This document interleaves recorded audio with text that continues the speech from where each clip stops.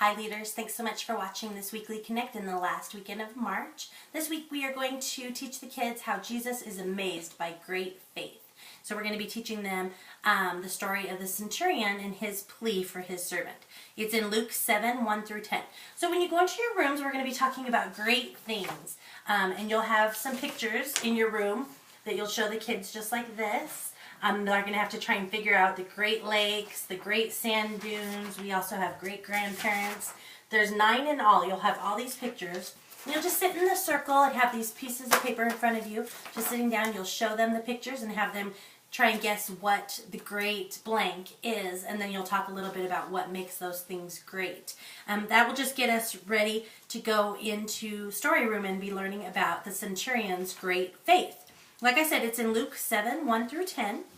Your Connect question is going to be, if you were a soldier in the army, would you rather march through the jungle or crawl through the desert? So ask the kids that, get them ready for the story time, and then if you're the storyteller, go right into the story. Now, the curriculum has a great way to tell this story. They have the kids actually acting out certain parts of this. So if you choose to do that, that'd be a great way to tell it. If you have a better way of telling the story, that's fine too. The key point that we want to get across is that while the centurion had great faith in Jesus, he also knew that he was undeserving of anything that Jesus could give him. Being a Gentile, he knew that Jesus was a Jew, and that Jewish people weren't just allowed to go into a Gentile's house and they would be made unclean if they went in there. They would be made unclean, and then Jesus wouldn't be able to preach in the synagogues or such for a certain amount of time until he became clean again.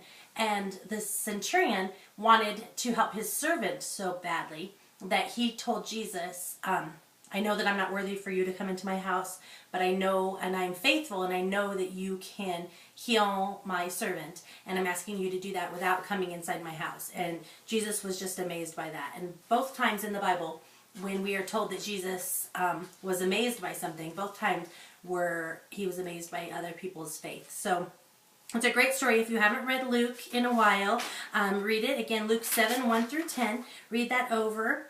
And then we'll go right into worship after the story. You'll have some trust and obey cards. And then you're going to just place them in front of the room along with markers and talk to the kids about some things that they have faith in, some things that they need to be more obedient about. And the kids can come up and write their requests or write their prayer thoughts or some of the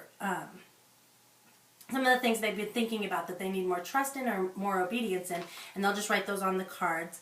And then you can hang them around your room, or they can take those with them, however that works better. Then you'll go right into the blessing, and the blessing this week is from 1 Peter 1, 3 through 8. Praise be to the God and Father of our Lord Jesus Christ. In his great mercy, he has given us new birth and into a living hope through the resurrection of Jesus Christ. Though you have not seen him, you love him, and even though you do not see him now, you believe in him and are filled with an inexpressible and glorious joy. Invite the kids to cover their eyes and then just smile as you bless them. May you increase in faith so that you can know him more and more. May you be filled with inexpressible and glorious joy as you trust and obey the one you cannot now see, Jesus Christ, the one you will someday see face to face. May Jesus be amazed by your great faith. What a great way to leave the kids after this awesome lesson about amazement, to just bless them and just pray that Jesus would be amazed by their faith. Awesome. Okay, then you'll go back to your classrooms and you'll do your reflect questions. As always, just do those however that works out best for your classroom. And then you have an opportunity to do like a life collage. So you will have some magazines or some other equipment or things that kids can look through and make a collage about their life. So they'll have sheets of paper, some glue, and magazines, and they can just tear those up. So that will be there, and they can work on their collages and what makes up their life and what makes them who they are. And they can just work on those for the remainder of the period. If you are at the Thornton campus, we will be doing a game called Jeopardy! Well, this is something that you have the option to do, I should say. During the 11:15 hour, Lori Roger will be she has made up this Jeopardy game, and I'm going to go ahead and attach it to this. So if you are the storyteller and that's something that you would be interested in doing, just let your campus supervisor know that you'd be interested in playing the Jeopardy game. It's just going to go over the things we've learned in the last 5 to 6 weeks, and they're going to be playing a game during that. It'll take up most of the, so they'll tell the story and then they'll take up most of the after story time. So if that's something that you'd be interested in doing with your class, just let your campus coordinator know so they can work that into the schedule, and then they won't have the all the stuff ready for this collage either. So I will attach that so anybody who wants to do that Jeopardy game would be able to do it. We at Thornton campus are going to do it at least at the 11:15. We're going to do it in the big group so everybody's together.